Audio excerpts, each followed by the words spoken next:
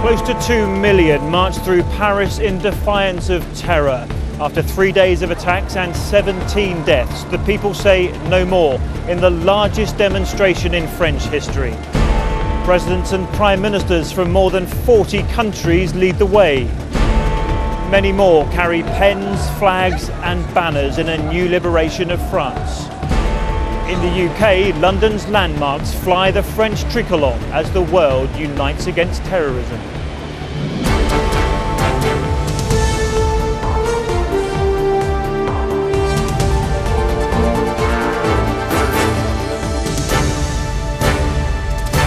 This is ITV News with Chris Shipp.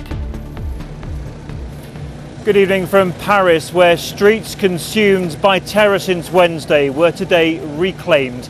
Close to 2 million people marched in unity from here in the Place de la République in defiance of the attackers who killed cartoonists, police officers and shoppers. Linking arms at the start, more than 40 world leaders, including the Prime Minister David Cameron. We'll hear from him in a moment and from a friend of the editor killed in the magazine attack. But our first report on today's remarkable scenes comes from our diplomatic correspondent John Ray. In the course of its long history, Paris has witnessed many demonstrations, but nothing compares to this.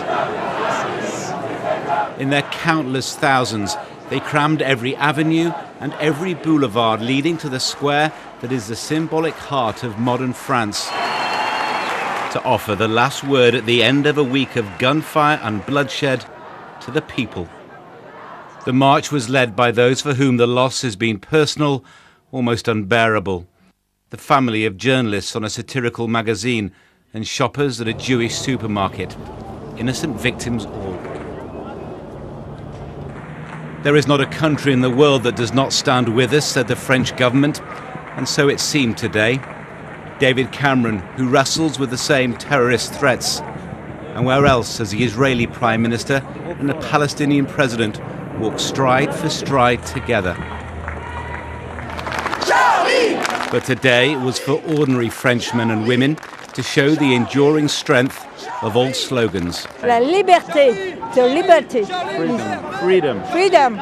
We are the descendants of the Gauls, who were people who were not afraid of anything. And today we're here to say that again. We are not afraid of you. Until 3 days ago, we didn't think that it was under attack. Finally now, we realize that, yes, we are indeed under attack. And Paris remains on high alert, with soldiers drafted in to protect the capital. Many in this vast crowd liken the terrible events of the past week to 9/11, not in the scale of the loss, but in the shattering shock to this city and the certain knowledge that whatever happens next, this nation can never be the same again. And even in the Place de la République, on a day to celebrate unity, we found division. An angry exchange between a young Muslim man and an older Parisian who believes Islam is the problem. If we are Charlie, we must say the truth. And the truth is... And the truth is, I think that something in the story of Islam are very violent. As darkness beckoned, they were still marching, close on 2 million in all, but there is a great distance yet to travel before this country is at ease with itself. John Ray, ITV News, Paris. There was, above all else here today, a passion for peace. Many held pens above their heads, others the French flag, the tricolour, still more the black and white Je suis Charlie signs. Our correspondent Emma Murphy joined the march with a friend of one of those killed in Wednesday morning's attack. They marched in sympathy and solidarity to honour those whose deaths have changed their country. But for some, this was a very personal pilgrimage. The last time Dominique, Charlie and Julio were together, they were with their great friend Sharb, the editor of Charlie Hebdo. Now they cherish their memories of him and the other slain cartoonists who they have been friends with for years. It feels like it is a different planet now. It doesn't feel real. It cannot be true. Why those people? It can't be possible. Like the rest of France, they now struggle to take in what has happened in their country. Why did you want to come here today? It was impossible to stay at home. It's so important. If we don't move, we are dead. So we have to stand up, and to be here and to be close to the friends, because we suffer so much. If we are together, it's a little bit lighter. And what do you think your friend Sharp and the cartoonists would make of all of this? Une belle une pour la page de Charlie Hebdo. Yes, it would be a nice front page for Charlie Hebdo. In the last weeks of his life, Sharp had been looking for money to keep the magazine afloat. In death, he and his fallen colleagues have secured its future and its place in French hearts. And Emma is with me now. So Emma, what have you taken from these remarkable scenes here today? I think the key themes from today appeared to be unity. People wanted to come out and show that they were absolutely defiant in the face of the terror threat and the dreadful events of this week. They also want to defend freedom and their right to free speech. But the thing that I really took from speaking to people here is just how many differing views there are on how France is going to deal with this situation and the many, many issues it has to face in the coming weeks and months as it tries to address all the issues in its society. Tomorrow the working week starts. The political process is going to have to really get into full swing, and it will be extremely interesting to see just how the political leaders here, and indeed with support from abroad, deal with the events that have taken place in the past few days. Emma, quite a remarkable day. Thank you very much indeed. As people were gathering here today, a video emerged, apparently recorded by one of the terrorists who spoke about coordinating the attacks. The pictures seem to show the supermarket hostage taker Amadi Koulibaly claiming allegiance to Islamic State and discussing how he and the Kouachi brothers had decided to work together. I spoke to the Prime Minister when he returned from the march here this afternoon and asked if he's concerned that there are extremists in the UK willing to do the same.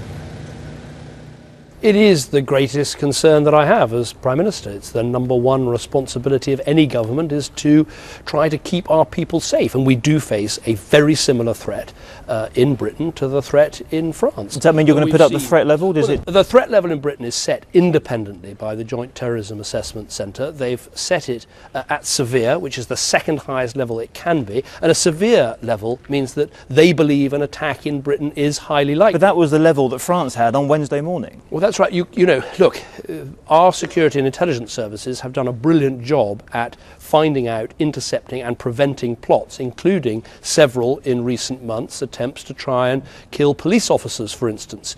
But you can never be certain. You will always be able to stop every potential attack. Back in Britain, the colours of the French flag have been projected onto some of the country's major landmarks. Thousands also gathered in Trafalgar Square this afternoon. Sejal Carrier is there for us now. Sejal, what's been happening? Chris, on a day of powerful symbolism, tonight the French flag's been beamed onto the front of the National Gallery, and the fountains here in Trafalgar Square have also been lit up, rotating the French colours in a show of support and solidarity with France. Crowds of people packed into Trafalgar Square earlier this afternoon, some holding up pens and pencils, French flags, while others held up the now familiar Je suis Charlie signs. But other London landmarks were also lit up in the French colours, among them Tower Bridge, which also rotated the red, white and blue, which you can see here speeded up, while the London Eye's lights were switched off. These were displays of unity to show that Britain stands with France and its people.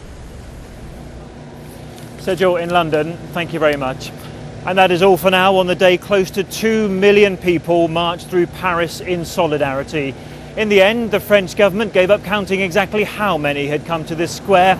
They were, however, the actions of many in defiance of the few who had brought this city terror.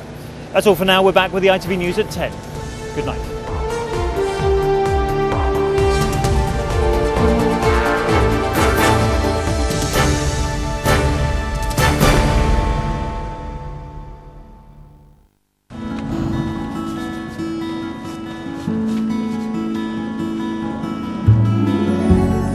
warm outlook.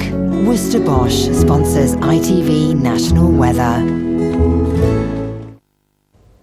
Hello, good evening. The Met Office do have a number of warnings in place over the next few days. Across northern parts of Britain tonight, we are going to see another spell of very wet and windy weather. The heaviest of the rain will be for western slopes of Scotland, and here we could see some localised flooding. Further south for much of England and Wales, it will be a cloudy night, but the rain will be a fair bit lighter. Temperatures mild all round. Tomorrow, that rain will sink southwards into the rest of England and Wales. Behind it, it will turn a fair bit brighter, but we'll still see a fair few showers coming in across Scotland and Northern Ireland, also for northern parts of England. Here they could turn on the wintry side as well. Temperatures are going to be academic, but with the strong winds, particularly across northern parts of Scotland, it will feel a fair bit colder. Have a good evening.